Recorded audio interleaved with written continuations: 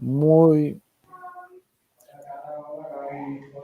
muy bien, seguimos con nuestra programación de esta tarde que ha sido intensa en cuestión de endodoncia y de cirugía oral y maxilofacial.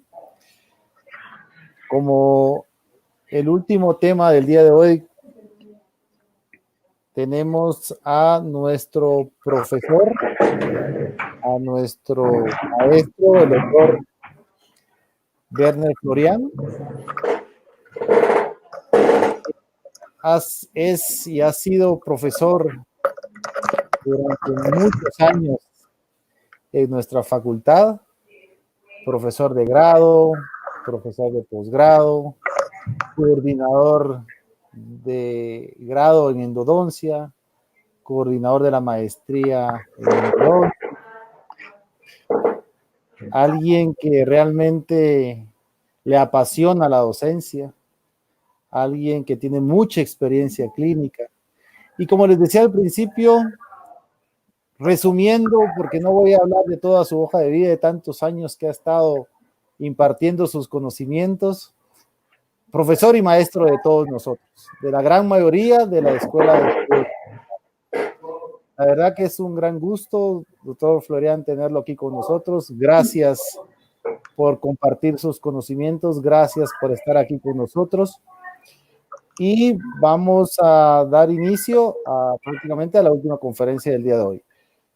El tema va a ser reabsorciones dentales, un tema que por mucho hace falta seguir investigando para intentar entender la etiología de por qué esta patología en cada uno de los dientes que a veces se presenta en nuestra consulta, en nuestra clínica, por medio de los pacientes y en sus dientes o molares.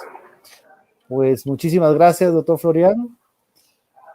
Y lo dejo ahí con el uso de la palabra y con el tiempo para presentar su conferencia el día de hoy.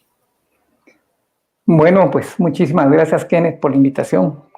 Realmente, pues qué bueno que surgió esta brillante idea para podernos de alguna manera proyectarnos al gremio, a los amigos, a los amantes de la odontología y que de alguna manera pues transmitamos algún conocimiento. De veras, felicitaciones a ustedes por la organización, por el permitirse el aprovechar de los recursos modernos, ¿va?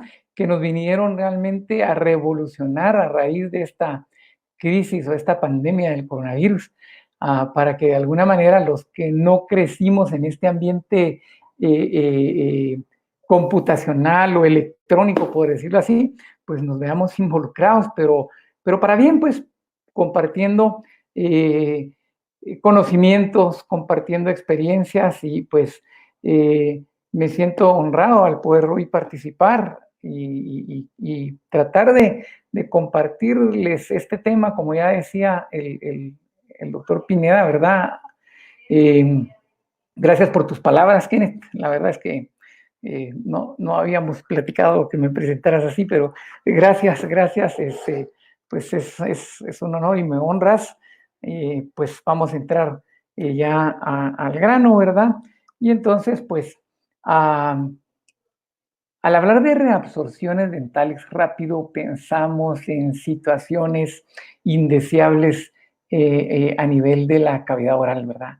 Nadie quiere encontrarse con una pieza que está iniciando un proceso de reabsorción, porque para todos es sabido que es un proceso, primero, poco conocido, segundo, poco manejado, poco controlado, y entonces muchas veces los planes de tratamiento son como inciertos para poder actuar en estos momentos. Sin embargo, creo yo, y como lo decía uno de los autores que está escribiendo mucho sobre eso, el doctor Alberto Consolaro en Brasil, él dice que ¿cómo va a hacer eso que los médicos nos lleven una ventaja increíble en cuanto a poder hacer trasplantes de órganos, pulmones, hígado, riñones, corazones, ¿ya?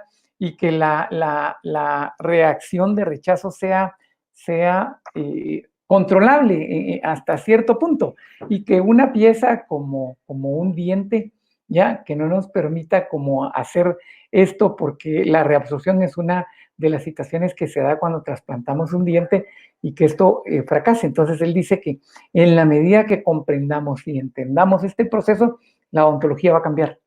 La odontología va a cambiar porque vamos a poder hacer trasplantes de piezas dentales en pacientes post-mortem, pues ya a pacientes vivos, y entonces probablemente la rehabilitación va a tener otro concepto, ¿me entienden?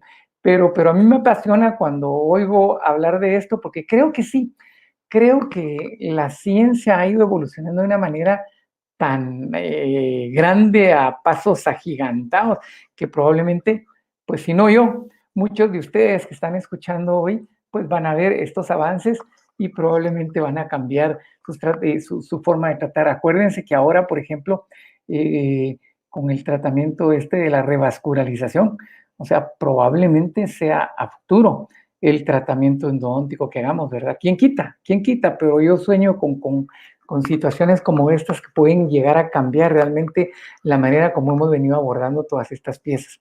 Y bueno, antes de entrar de lleno a la presentación, pues me gusta un poquito la historia, y es bueno comentarles que la primera referencia bibliográfica que se tiene conocimiento es esta en 1530, donde se menciona a la reabsorción por primera vez en este libro que aparece aquí cabalmente en Alemania, ¿ya? Sin embargo, también tenemos algunos conceptos desarrollados por John Hunter, quien fue el fundador de la medicina experimental y de la cirugía dental. Se le reconoce como tal, era un visionario de la época, hay muchos procedimientos que se le reconocen a él, pero describió los fenómenos de la reabsorción radicular después de él, en aquella época. Imagínense, él vivió de 1728 al 93, ¿ya? Entonces empezó a hacer trasplantes de dientes humanos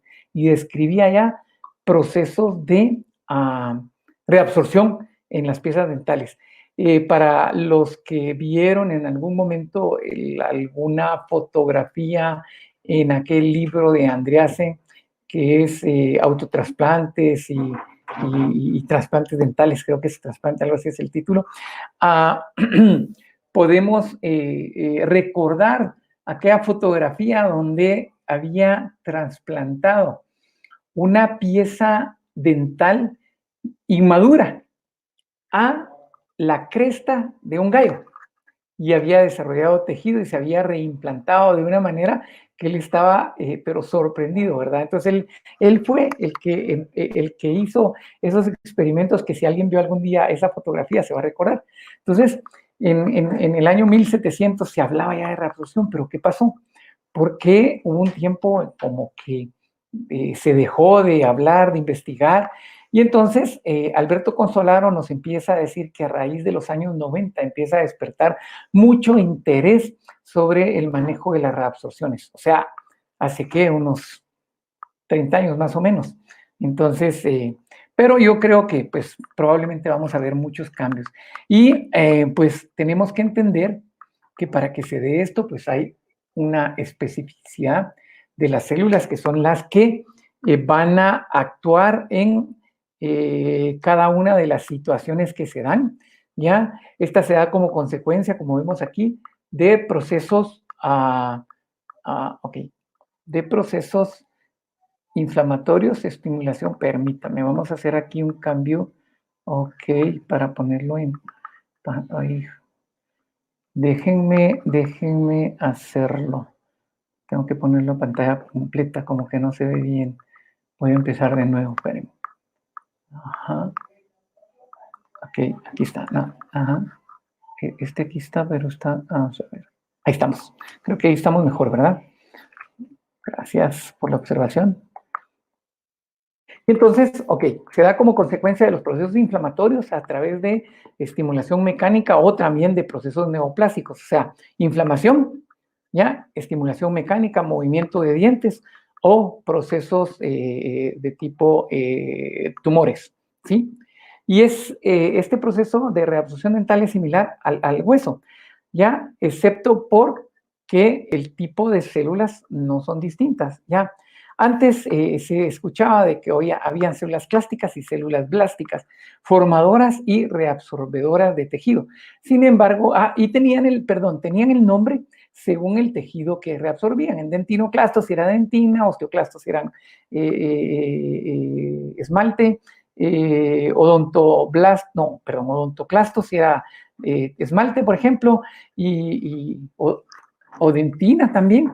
Y así, según el tejido que reabsorbían, así tenían su nombre. Sin embargo, las células clásticas que reabsorben tejido óseo, dice que tienen mucho más núcleos que los dentinoclastos y son mucho más pequeños que estos dentinoclastos que los osteoclastos. O sea que los osteoclastos son células mucho más desarrolladas, mucho más amplias, mucho más grandes. De hecho, empiezan a reabsorber a través de una huella que empiezan a dejar sobre los lugares donde se posan, ¿verdad? Y entonces, huellas que tienen el nombre de la laguna de Hopship, y entonces ahí empiezan ellos a reabsorber tejido. Los dentinoclastos, pues ni modo, van a ser de dentina. Estas diferencias que tienen con los odontoclastos es que son zonas muy claras, muy pequeñas o nulas, en contraste con las zonas claras bien desarrolladas por la reabsorción activa de los osteoclastos, ¿ya? Y se cree que esto se debe a la composición del tejido dental en comparación con el hueso, ¿verdad? Los componentes de tejido orgánico de uno o de otro, que son diferentes, ¿verdad? Como antecedentes podemos mencionar que los tejidos duros normalmente no sufren de reabsorción. O sea, tiene que existir algún desequilibrio, algún componente ahí que estimula para que ésta se dé, ¿ya? Y esta se empieza a observar como resultado de traumatismos, ¿ya? O sea, todo aquello que conlleva una fuerza extrema, digamos, sobre alguna pieza dental, una fuerza que no es normal, por inflamación crónica de la pulpa, una pulpitis ya sea irreversible, pero de tipo crónico, a través de afección de los tejidos periodontales, o ambos, periodontales y pulpares, así también por la presión inducida al ligamento periodontal, cuando se realizan tratamientos ortodónticos, ¿ya? Tumores y la erupción dental. No vamos a tratar mucho de la reabsorción fisiológica que se da normalmente por la erupción dental, ya que ese es un proceso que pues, nos llevaría un poquito más de tiempo abordarlos, entonces vamos a entrar puramente a la parte patológica. Y entonces, pues tenemos que decir que la reabsorción es una causa que preocupa mucho a los países desarrollados, ¿ya? Porque ellos ya no tienen problema con caries, ¿ya? Los problemas periodontales como que los tienen controlados, pero la principal causa de pérdida dental en estos países es cabalmente la reabsorción radicular, y luego podemos mencionar atrición, abrasión, erosión y abfracción. Son de las situaciones que les preocupan a estos países, ¿verdad? Es frecuente en clínica, no podemos decir que no se da, nunca es frecuente, se da entre un 5 a un 10% de los pacientes, sin tomar en cuenta los pacientes que están bajo tratamiento ortodóntico, porque regularmente el tratamiento ortodóntico, dependiendo de las fuerzas que hagamos, siempre vamos a generar un proceso de tipo reabsortivo, pero es limitante, es temporal, ¿verdad? Tenemos que decir que muchas veces la reabsorción radicular, el diagnóstico no es fácil, ¿ya? Fíjense que para poderlo detectar a nivel de una radiografía, dice que debe estar reabsorbido por lo menos 1.8 milímetros de tejido dentario para que pueda ser visible radiográficamente. Sí, pero alguien me dirá ahora sí, pero ahora tenemos el CBCT. Excelente. El CBCT nos ayuda mucho, pero sin embargo, tampoco se detectan todas las reabsorciones en un inicio, sino tiene que haber una reabsorción de 0.8 milímetros de tejido dental para que pueda verse y diagnosticarse a través de un CBCT o una tomografía de haz cónico. ¿Ya? Entonces, es importante hacer énfasis en esto porque dependiendo del momento en que nosotros detectemos la reabsorción, así también vamos a establecer planes de tratamiento para, de alguna manera, retirar todos aquellos irritantes o estímulos que nos estén provocando esto para que no tengamos mayores complicaciones. Entonces, es importante detectarla a tiempo para establecer un plan de tratamiento adecuado y un adecuado pronóstico. Ya sabemos que están implicados, pues ni modo, los tejidos perirradiculares y los tejidos apicales, ¿ya?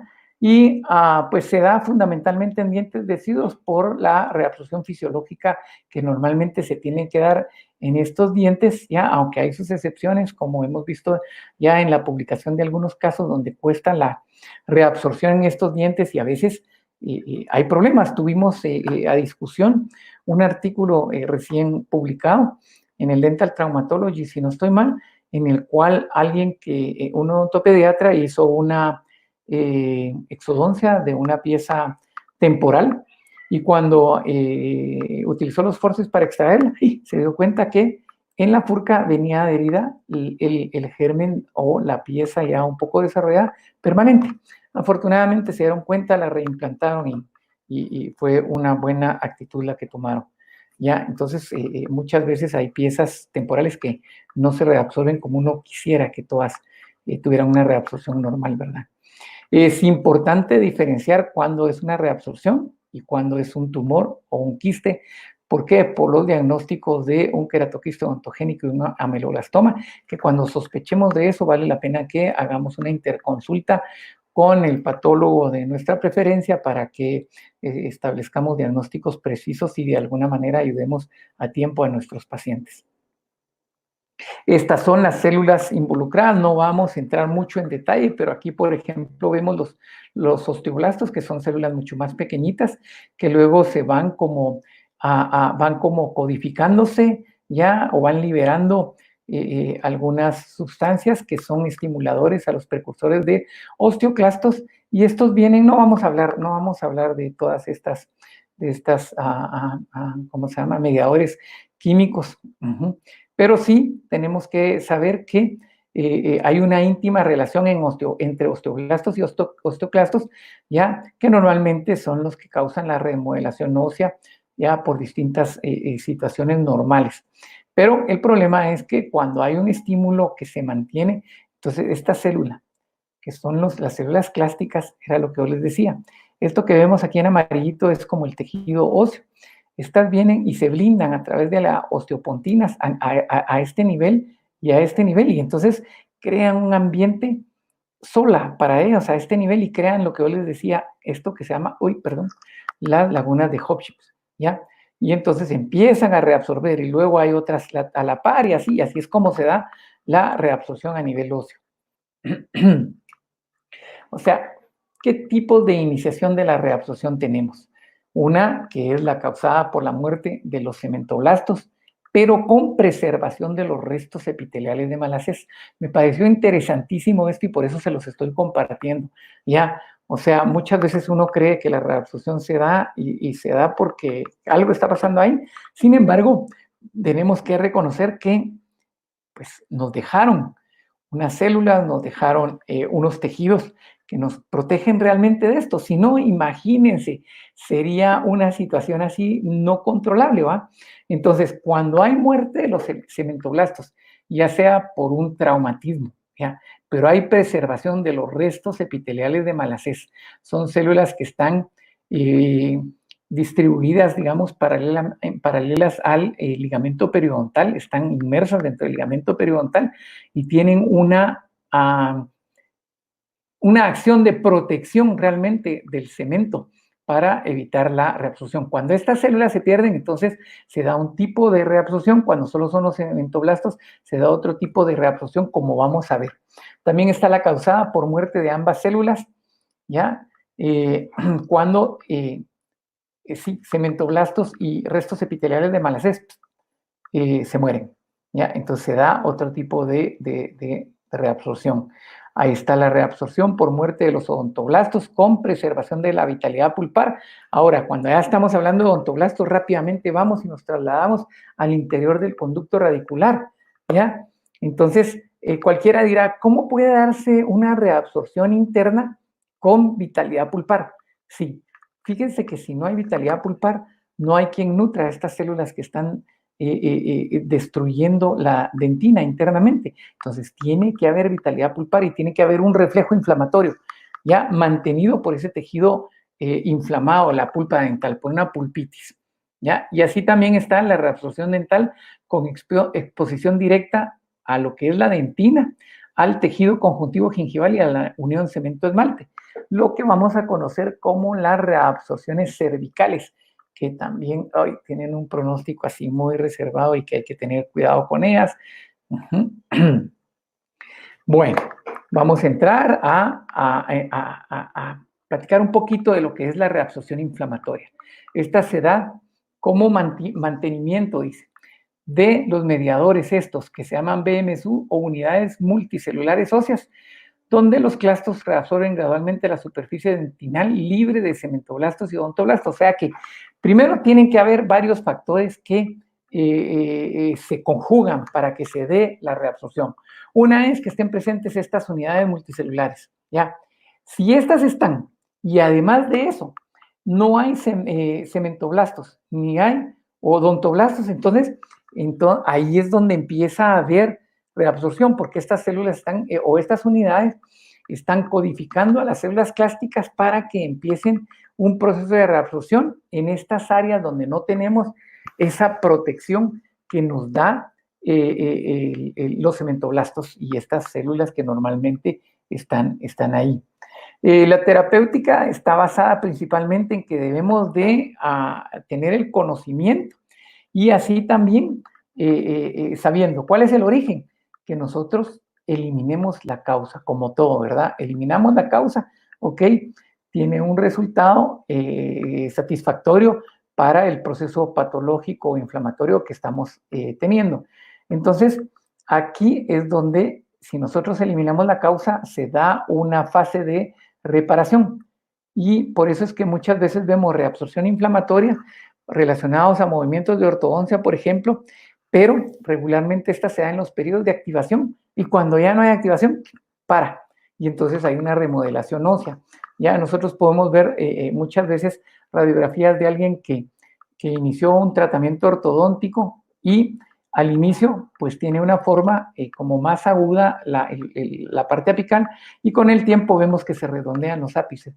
Es esa remodelación que sufren normalmente las piezas y va a depender principalmente de la intensidad, de la fuerza y del tiempo que se hagan estos movimientos ortodónticos. ¿Ya? Queremos hablarles un poquito sobre la reabsorción por reemplazo.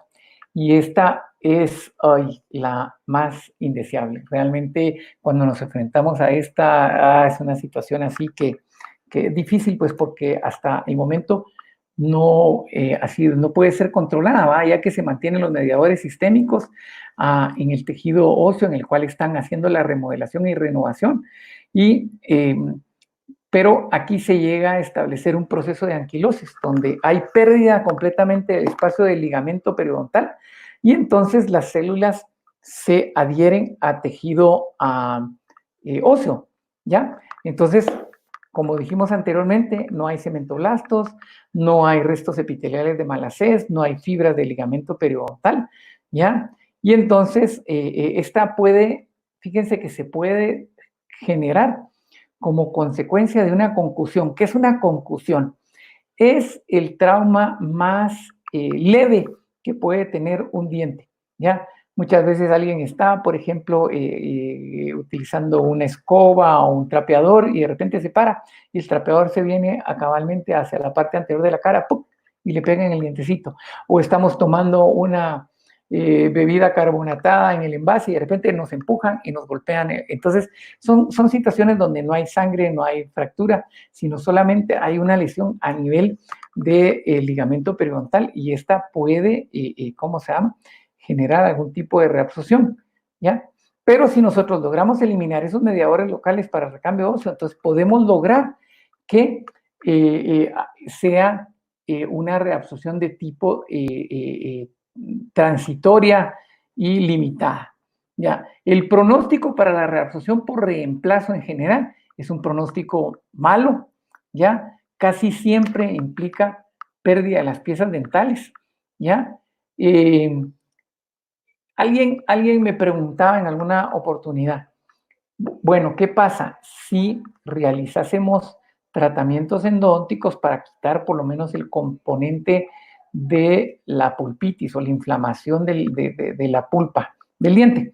Ok, nos puede ayudar a prolongar un tiempo más a ese diente en boca, ¿ya? Pero vamos a ver más adelante, hay algunas fotografías de lo que es lo que pasa cuando se hace tratamiento endodóntico y cuando no. Entonces es bueno, mejor tratar de establecer cuál es la razón y poderla eliminar en el más tiempo corto posible, ¿ya? Es importante resaltar, ya, para esto, para los ortodoncistas que nos escuchan, que el movimiento de ortodoncia y el trauma oclusal no inducen muerte de los restos epiteliales de Malassez.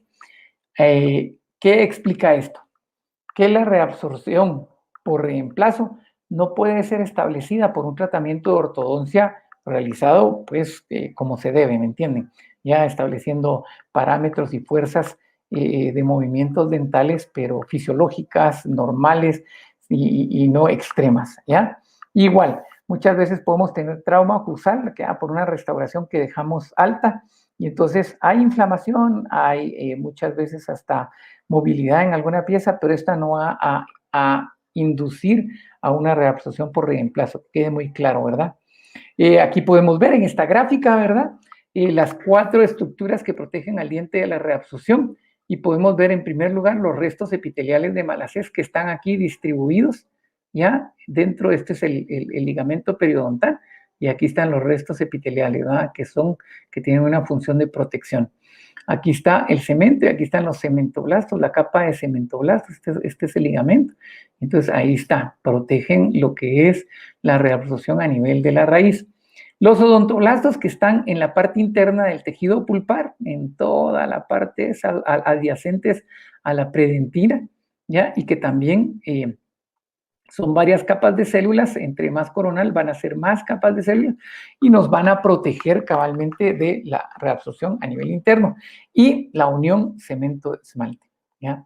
Esa es, o sea, ¿se acuerdan que en histología estudiamos cabalmente las distintas formas de unión entre el cemento y el esmalte, ¿ya? Y que hay que el esmalte está sobre el cemento, que es una de las mejores, que el cemento sobre el esmalte, que están en mutuo contacto, también no es mal, pero también hay muchas veces donde el cemento está separado del esmalte y hay un poco de dentina expuesta, donde están los tubulíos ahí, y esa es de las peores formas de, ¿cómo se llama?, formación de esa unión cemento-esmalte. Vamos a ver, este cuadro nos vamos a detener. Aquí vemos solo cómo se va la reabsorción en cada una de las partes, pero vamos a explicarla cada una de ellas de esta manera, ¿ya? Y aquí tenemos lo que es el ligamento periodontal y esto sería el ápice de la pieza, la pulpa dental, y entonces es un ápice que se está reabsorbiendo. ¿Por qué?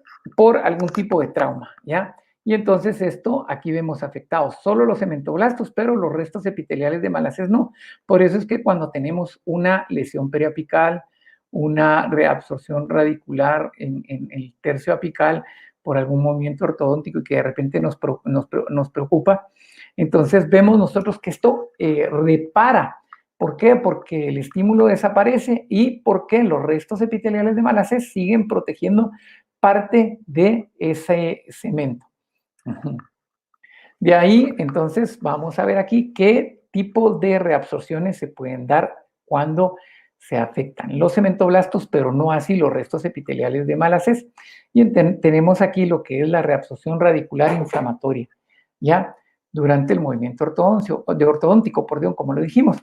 Así también la reabsorción inflamatoria en lesiones periapicales crónicas, aquellos casos en los que el paciente tuvo una necrosis pulpar y no buscó atención y llegó ya que se le hizo una fístula y vemos nosotros una lesión periapical ya muy marcada o un tratamiento endodóntico que fracasó. Entonces vamos a encontrar que aquí hay reabsorción por pérdida de los cementoblastos, no así de los restos epiteliales de Malassez. También hoy la reabsorción radicular inflamatoria leve o que se da por un trauma, pero que este trauma, o sea, no recibe una atención adecuada y de alguna manera permite que haya una contaminación, lógicamente bacteriana, y entonces nos puede llegar a provocar este tipo de reabsorción. Y la reabsorción radicular inflamatoria por trauma oclusal, ¿verdad? Que dijimos que son limitantes, pero que pueden dar un tipo de reabsorción, pero no es tan preocupante porque tenemos restos epiteliales de Malassez que nos protegen. Luego nos venimos cabalmente aquí, lateral a la raíz, cuando tenemos este tipo de reabsorción. Es cuando hay muerte de los cementoblastos y así también los restos epiteliales de Malassez. Lógicamente, para que se dé este tipo de reabsorción, o sea, tenemos que pensar que el tipo de trauma tuvo que haber sido un trauma muy, muy agresivo, ¿ya? Y entonces, podemos encontrar aquí reabsorciones por reemplazo en trauma dental. Entendamos como abulsiones principalmente, intrusiones, ¿ya? Y a veces una que otra subluxación, ya sea lateral o extrusiva, pero que sea, ¿cómo se llama? Grave. Ahora está muy frecuente, digamos, observar esto, ya que, bueno, aumentó el uso de las motocicletas en el tráfico, ¿ya? Y también aumentó lo que es la violencia intrafamiliar, ¿verdad? Y entonces, desgraciadamente, pues, se ven en los hospitales, ¿verdad? Los maxilos ven muchas situaciones como estas, donde hay trauma de varias piezas dentales. También se da la reabsorción por atrofia del ligamento periodontal cuando hay algunos caninos no erupcionados, ¿ya? Y entonces no se hace un tratamiento oportuno y a tiempo. Y entonces empieza a haber atrofia del ligamento periodontal y entonces se da una anquilosis y se da después una reabsorción por reemplazo. Y esas piezas prácticamente no se pueden hacer nada, se pierden. Inclusive no se pueden traccionar en ortodoncia, ¿va? Porque están soldadas al tejido óseo circundante. Aquí tenemos una fotografía. Este es un paciente que me tocó evaluarlo. Es un paciente, esta es su radiografía. ¿Ya? Aquí tenemos su radiografía. Entonces es un paciente que en el momento del trauma, él sufrió abulsión de 4 piezas dentales, ¿ya? Canino, lateral, central y los 2 centrales. Y entonces, pero nunca se apareció a tratamiento endodóntico, ¿ya? Se le sugirió y todo, pero nunca, no lo aceptó. Y entonces, de repente aparecía y bueno, ¿cuándo? Pongámonos de acuerdo, te vamos a dar una cita y no venía y no venía. Total que 15 años después nos lo encontramos y nos permitió tomarle esta radiografía, ¿ya? Y enseñarnos cómo tenía esos dientes. Este prácticamente estaba perdido, miren, ¿ya? Perdido, hubo una retracción gingival aquí, una fenestración, y es esta que vemos aquí, ¿ya? Entonces, esta es una reabsorción por reemplazo por una abulsión dental no tratada endodónticamente, ¿ya? Aunque sí le repito, el paciente sí fue tratado en un hospital inmediatamente, una hora después de esto, pero muchas veces el factor de necrosis pulpar es un factor que desencadena este tipo de problemas, ¿no? Entonces, alguien preguntaría, bueno, ¿y si le hubiéramos hecho un tratamiento endodóntico, qué hubiera pasado? Miren, o sea, no podemos garantizar que el tratamiento endodóntico nos va a mantener una pieza en boca. ¿Ya? Cualquiera dirá, sí, pero es un tratamiento que pudiera estar deficiente, parece cono único, esto y lo otro. Sí, podemos criticar, ¿va? Como un tratamiento deficiente, pero se quitó el componente, por lo menos en una buena cantidad, el componente del tejido pulpar necrótico. Y sin embargo, al cabo de los años, miren, no tenemos raíz. Solo la gutapercha es testiga de que esa pieza tuvo algún día una porción radicular, ¿ya? Y cuando se extraen, pues ni modo, son piezas que vienen así, miren, ¿ya? La gutapercha ahí contaminada y toda la cosa, pero sin nada dental. Es increíble, las células acaban con todo, ¿ya? Ok, cuando los odontoblastos son afectados, pero hay vitalidad pulpar, ok, se nos puede presentar una reabsorción interna, ¿ya? Y entonces, pues esta es también de la tipo de reabsorción que a nosotros en endodoncia, pues también nos preocupa porque tenemos una característica muy particular en el conducto, ya no es un conducto cónico que podamos por lo menos creer que lo estamos instrumentando bien y que lo estamos de alguna manera desinfectando. Entonces, nos deja así como muchas dudas, ¿verdad? Entonces aquí es donde juega un papel importante la irrigación en endodoncia. Pero este es uno de los primeros signos que aparecen, ¿ya? Cuando un paciente aparece con un diente rosado, como en esta fotografía, ok, tenemos que pensar que es signos de reabsorción interna. Muchas veces se da, pero algunas veces no presenta ninguna manifestación a nivel de la corona.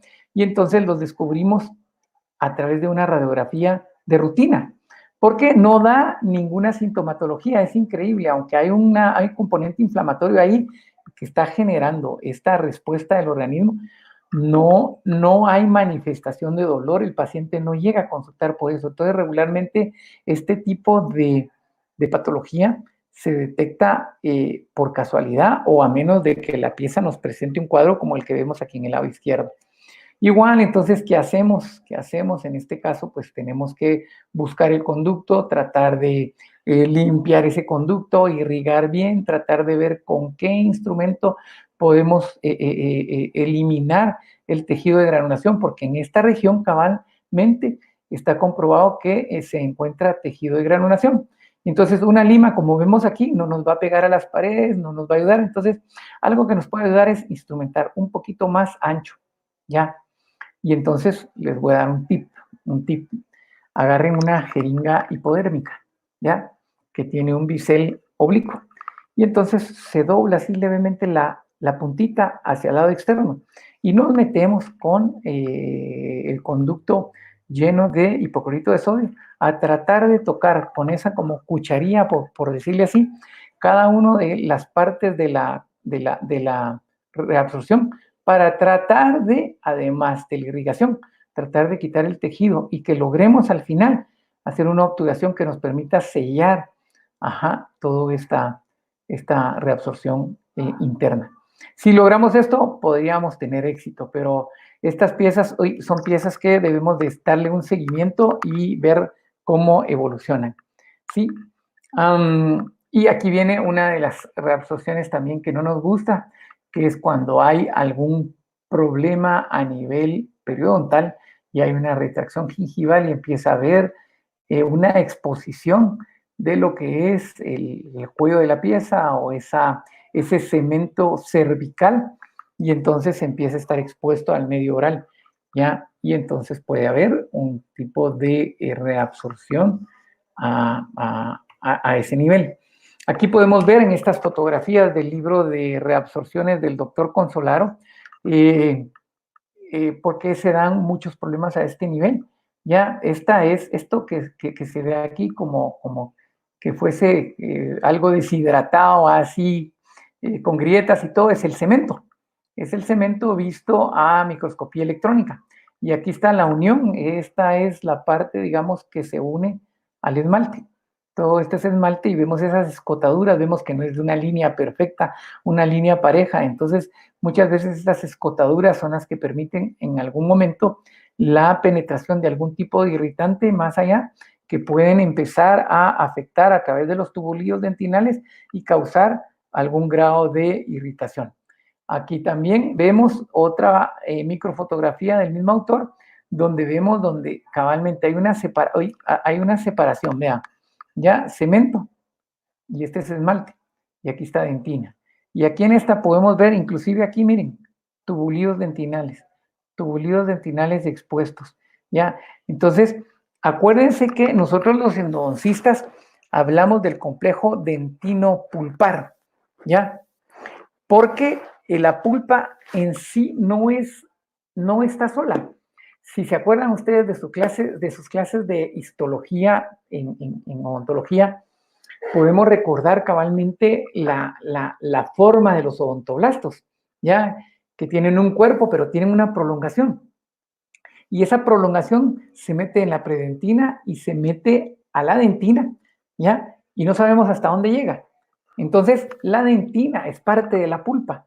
Y esas prolongaciones odontoblásticas, que son de la célula más importante de la pulpa dental, o sea, reaccionan. De hecho, por eso es que una de las teorías del dolor, que es la teoría de Branston, dice que el dolor, por ejemplo, a nivel dentinario, se produce por estimulación de esas prolongaciones que pasan información hacia el interior de la pulpa, ¿me entienden? Entonces, por eso es que se da ese tipo de reacción, que es un tipo de reabsorción indeseable también, ¿verdad? Y difícil de controlar, es difícil de controlar. Podemos hacer un colgajo y ir a limpiar toda esa zona y tratar de hacer una obturación con un material estético y esperar, ¿verdad?, que eso funcione, que hayamos eliminado el componente irritativo y esperar a ver qué pasa, ¿ya?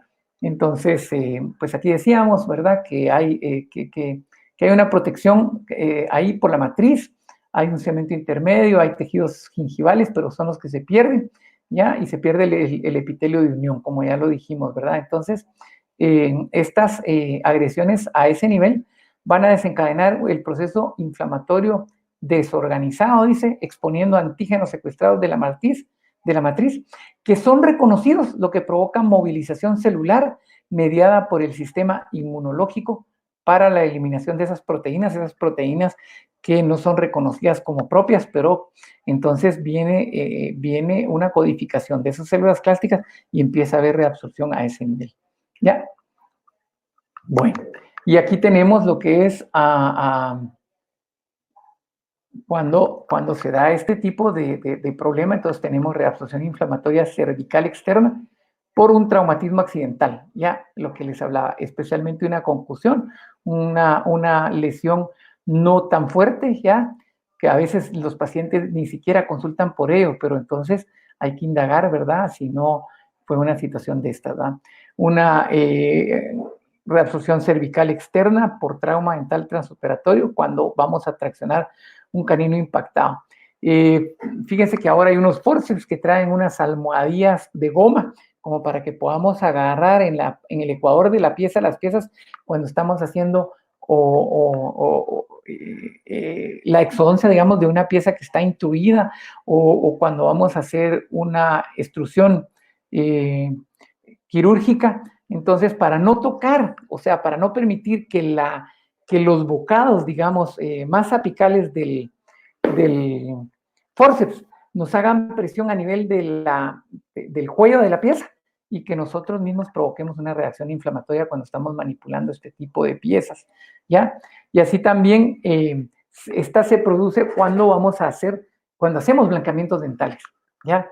Entonces, porque estamos colocando dentro de la cavidad de acceso, dentro de la cámara pulpar, por decirlo así, y entonces muchas veces se filtran estos químicos que nos sirven para el blanqueamiento a través de los tubulidos dentinales y ¡pah!, estimulan y codifican estas células para empezar a reabsorber y quitar este irritante que está ahí. Por eso es importante que cuando hacemos un blanqueamiento interno, pongamos una capa protectora, pero que cubra muy bien lo que es la parte dentinaria, ¿ya? Y no más allá, porque a veces si nos metemos un par de milímetros después de la unión cemento-esmalte, entonces estamos realmente colocando ese material de blanqueamiento en dentina y se nos puede filtrar a través de los tubos dentinarios y vamos a tener problemas. Esto es lo que podríamos ver cuando uno ve una situación como esta, diciendo, qué tremendo, ¿qué hacemos ahí? ¿Ya? Entonces, muchas veces llega a haber hasta comunicación con la pulpa. Entonces requiere un tratamiento endodóntico más una restauración estética, pero apoyados con un periodoncista para hacer un colgajo adecuado y de alguna manera restaurar la estética en esa pieza. Y ya para concluir, creo que vamos bien con el tiempo. Entonces, quiero terminar que la reabsorción es consecuencia de trauma, con fractura o sin fractura radicular, pero hay inflamación, ¿ya? Puede darse por anquilosis alveolo-dentaria, puede darse también por una dificultad de la consolidación de las fracturas dentarias. Acuérdense que estas tienen tres formas de reparar, son de los traumas más, menos preocupantes, ¿ya? Entre más apical esté la fractura, mejor el pronóstico. ¿Qué tenemos que hacer? Más que ferurizar y nada más, no tocar la pieza. Pero muchas veces estas fracturas no reparan con tejido óseo, sino reparan con tejido conjuntivo, y entonces ahí se puede dar algún tipo de reabsorción por remodelación, o si reparan con tejido de granulación, entonces ahí vamos a tener un componente de reabsorción en esa unión de los restos radiculares fracturados, ¿verdad? En los reimplantes dentales, los vamos a tener. Hay una proteína de esmalte que se usa en los países escandinavos que se llama Endogain, con resultados muy buenos cuando vamos a hacer un reimplante dental o cuando vamos a hacer una abolición. Colocar, antes de colocar el diente en boca, embeber el diente en esa solución, y los resultados han sido muy prometedores. También las lesiones periapicales inflamatorias crónicas, los granulomas, pueden generar la reabsorción, el blanqueamiento dental, como ya dijimos, y entre un 5 a 10% está asociada a reabsorción cervical externa. O sea que pensemos en un 10% de pacientes que hagamos esto, nos puede presentar, pero si tenemos el debido cuidado que ya mencionamos, no. Y la movilidad dental inducida, o cuando vamos a hacer movimientos ortodónticos. Y entonces yo creo que sí, aquí estamos, aquí concluimos. Es el tiempo que teníamos, perdón que nos pasamos un poquito, pero espero yo que pues haya despertado la inquietud por cada uno de ustedes que nos escucha, y que investiguemos más, aprendamos un poquito más. Se está escribiendo mucho sobre esto. Yo creo que van a haber sorpresas en cuanto a los tratamientos inhibidores, realmente los mediadores químicos de la reabsorción. Van a empezar a surgir algunos tratamientos innovadores, como los que están surgiendo para el tratamiento de la revascularización endodóntica. Bueno, de mi parte, muchas gracias por la atención, los que me soportaron y esperaron hasta el final. Gracias de veras. Bendiciones a cada uno, y pues a seguir disfrutando en familia con este toque de queda y cuarentena aquí en Guatemala, ¿verdad? Un abrazo. Muchísimas gracias, doctor Florian, por su explicación, por el tema, un tema, por demás decirlo, complicadísimo cuando llegan estos casos a la clínica o nos llega a la facultad, el manejo, porque básicamente es biológico y realmente todavía no jugamos en grandes ligas con el tema biológico. Pero como usted bien dice, seguramente ya vendrá la tecnología y la ciencia, pues poco a poco a tratar de empatar y llegar a establecer patrones, planes de trabajo o de tratamiento y tratamientos para este tipo de etiología que todavía no sabemos bien manejar. Pero muchísimas gracias, doctor Freire. Bueno, vamos a iniciar a leer algunos comentarios, preguntas aquí en el chat. La doctora Carmen Lorena Ordóñez dice: buenas tardes, mi gran maestro bandido. Cristian Cardona dice: saludos, doctor Florian. La doctora Stephanie Palacios dice: gran maestro. La doctora Delmi Arias: saludos, doctor Florian. Gracias. La doctora Ruth Cermeño: un gran gusto verlo y saludarlo, doctor Werner. Saludos desde la Universidad de El Salvador. El doctor Manolo Ramírez dice: saludos, doctor Florian, entre paréntesis, bandido.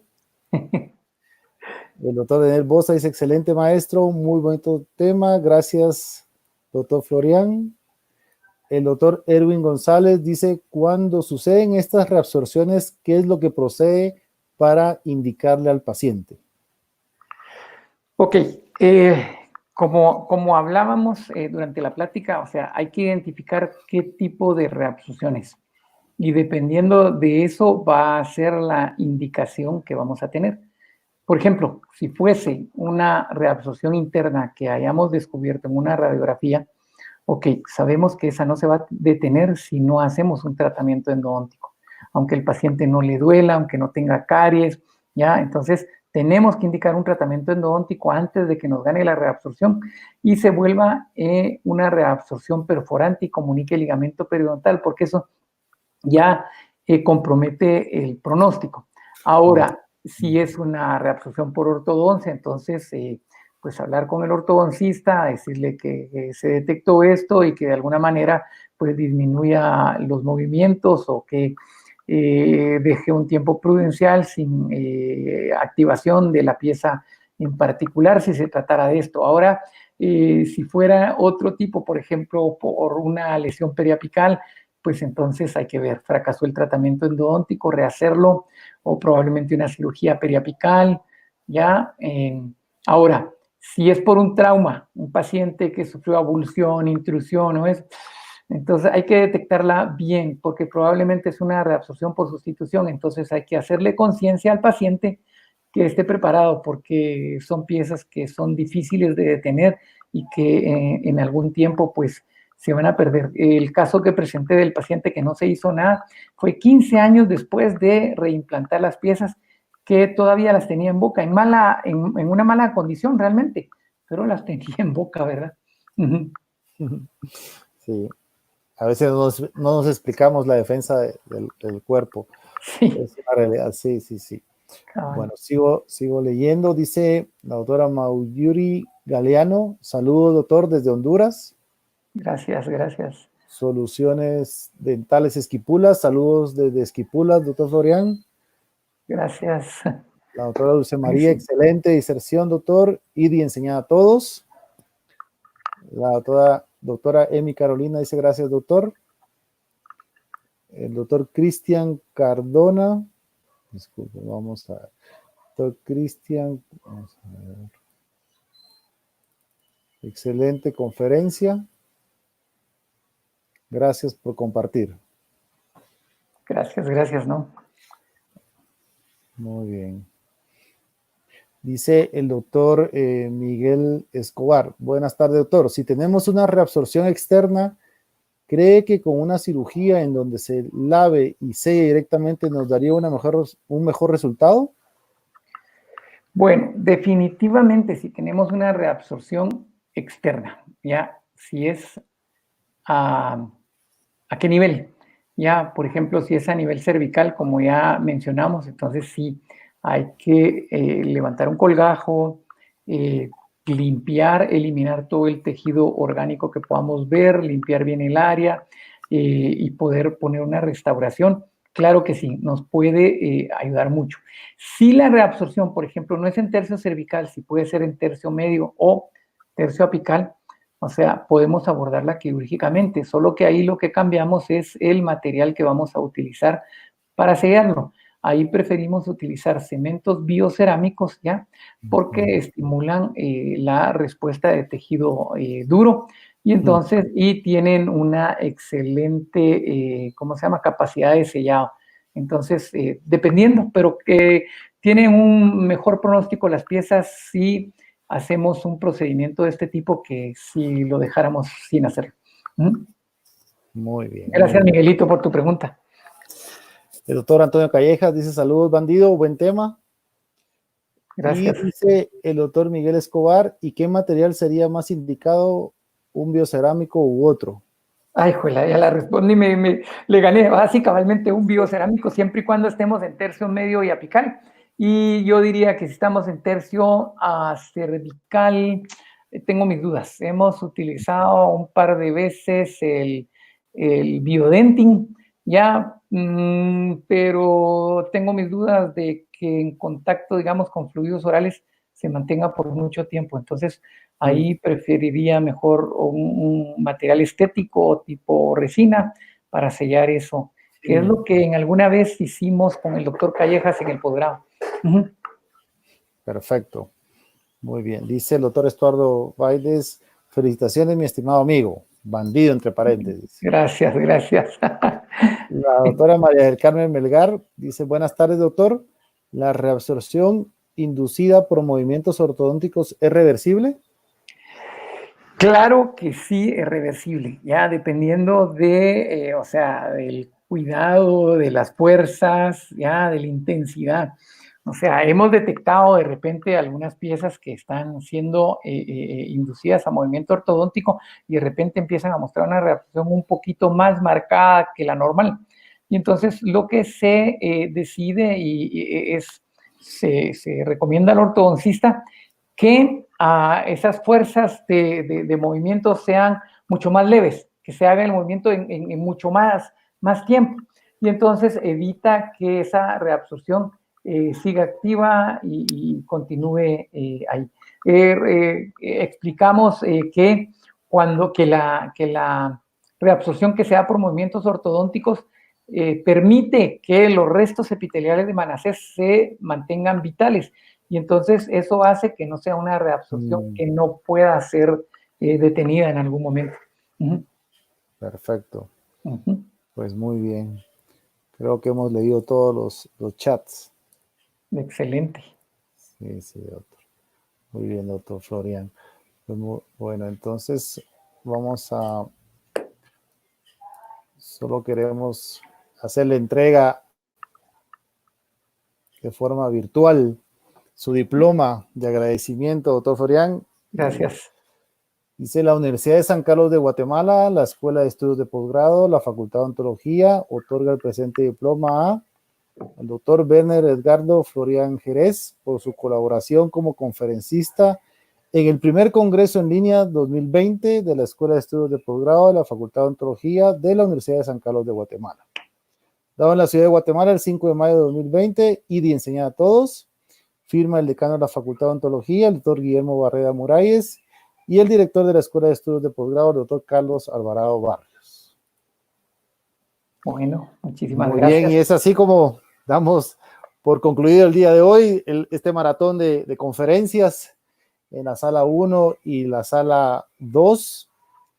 No sin antes agradecerles a cada uno de ustedes esa paciencia, esa pasión, el estar aquí desde las 2 de la tarde. Gracias por eso. Mañana iniciamos, como ustedes saben, mañana iniciamos desde las 2. Igual vamos a tener 2 salas de proyección. Estas 2 salas es importante saber que podemos, si abrimos 2 ventanas, podemos estar en una y en otra simultáneamente sin ningún problema. Muchísimas gracias y por favor nos estamos viendo el día de mañana. Gracias, doctor Florian. Gracias Kenneth. Un abrazo, ¿viste? Gracias por la oportunidad. Cuídate bastante. Al contrario, gracias a usted. Vaya pues.